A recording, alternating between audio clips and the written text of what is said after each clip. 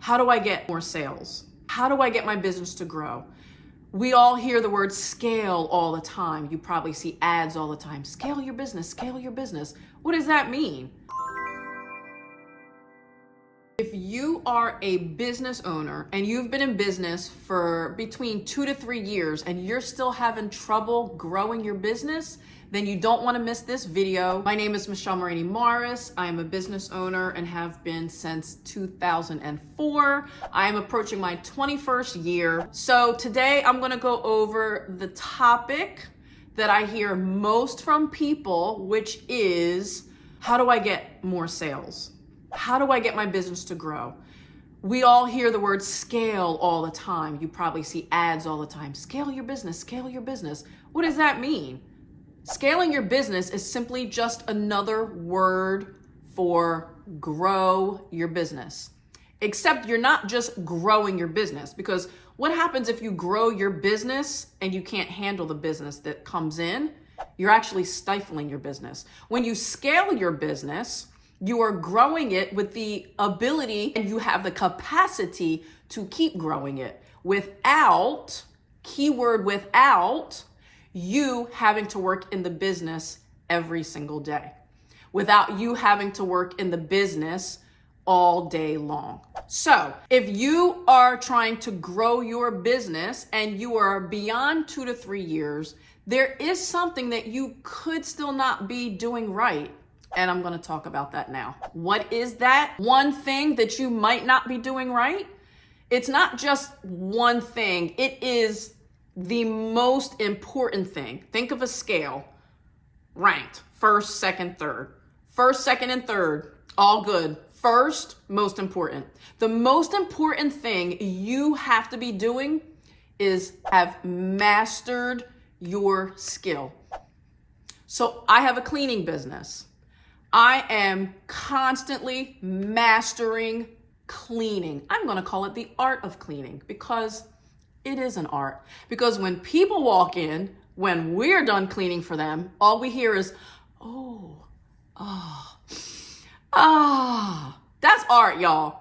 When you perform your service for your client, they should be oohing and eyeing. They should be nodding their head. If you're, let's say you're a consulting business or you have a design firm. Let's say you do websites for people. So you have an online design firm and you're showing your idea of what you want for their website and where you think their brand should be. If they're just kind of like,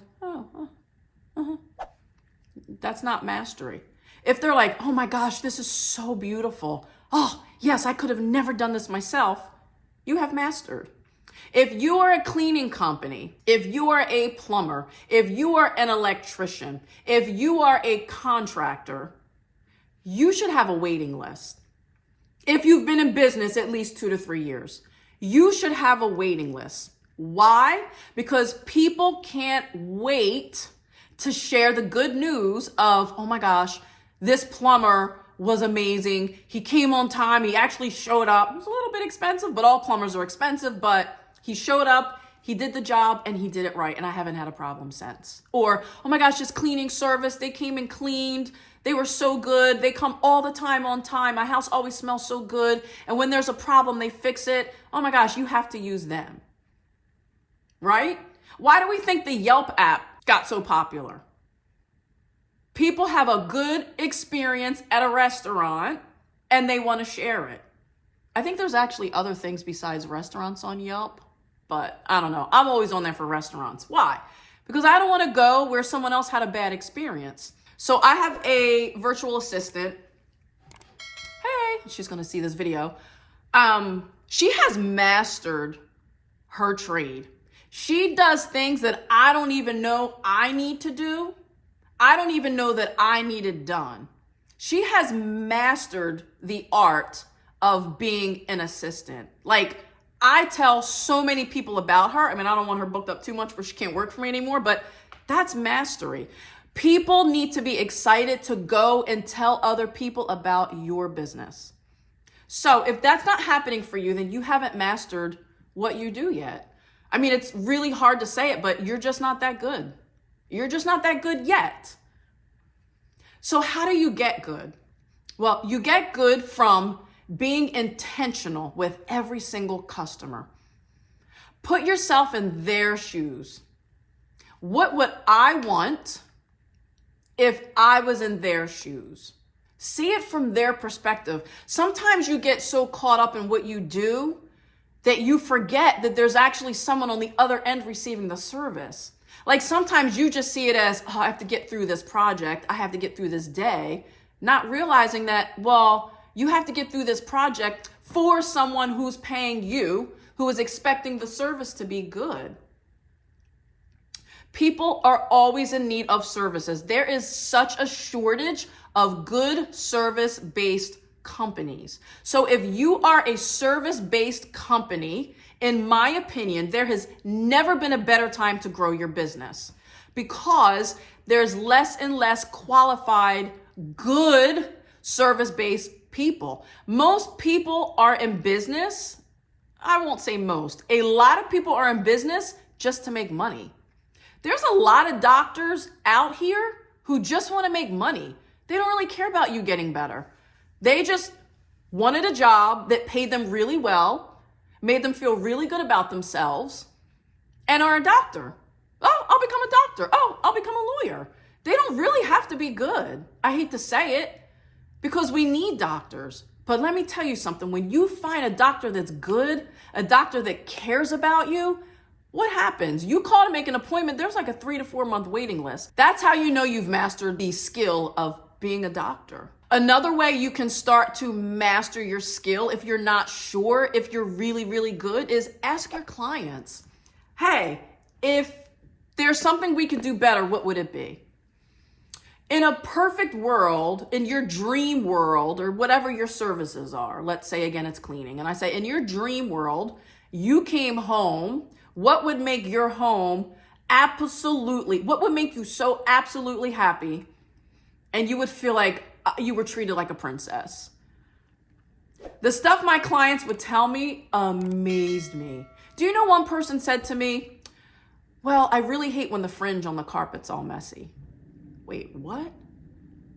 I'm on my hands and knees scrubbing your baseboards and all you saw was that the fringe was messy? Yes, because that was customer service to them. That was, oh my gosh, my house is so perfect and clean and put together. So guess what? I have never done since that day 13 years ago. I have never left someone's fringe on their carpet messy. That is part of mastering your skill.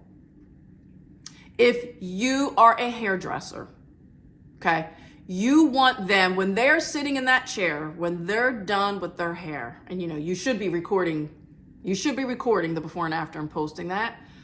Oh, they just want to be like, oh, I need to go to the hairdresser. Oh, that smile on their face, you know, you just gave them good service. So what are they going to do? They're going to go tell someone else. So why am I stressing the point of mastery? Perfecting your skill. Because that's the most important reason that you're in business. You're not just in business to make money. You need to make money, but you could do something else to make money. You chose your line of work because it's what you're good at. It's your gift.